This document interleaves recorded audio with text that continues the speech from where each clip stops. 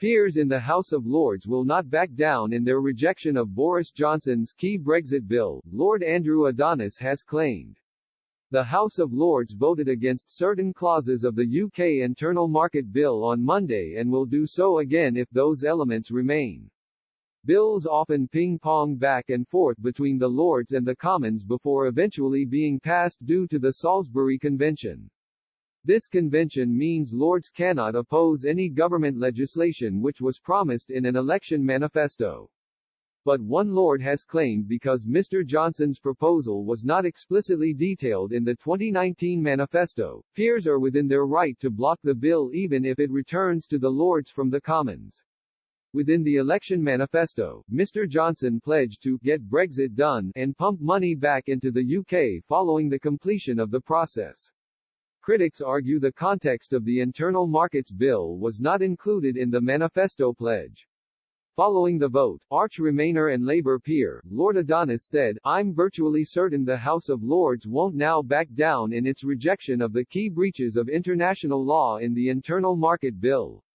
Ken Clarke and Michael Howard both said as much yesterday, leading 44 Tory rebels as part of the majority of 268 against Johnson. Under the Salisbury Convention, the Lords must ultimately pass measures in the government's election manifesto.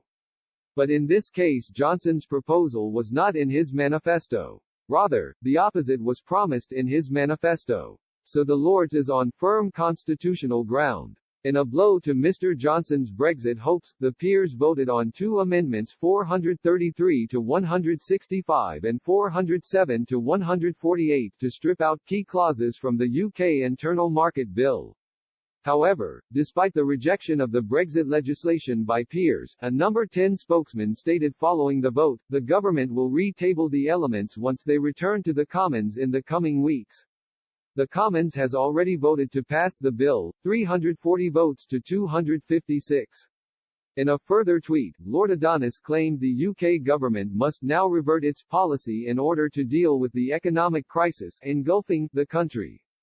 He said, "The right immediate policy on Brexit, in the economic crisis now engulfing us, is this: we should seek, during a further extension, to renegotiate the withdrawal agreement to remain in the customs union and retain as full access to the single market as possible."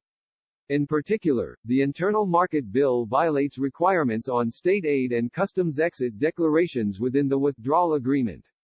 It is for this reason that notable peers such as Lord Michael Howard and Lord Ken Clarke voted against the legislation.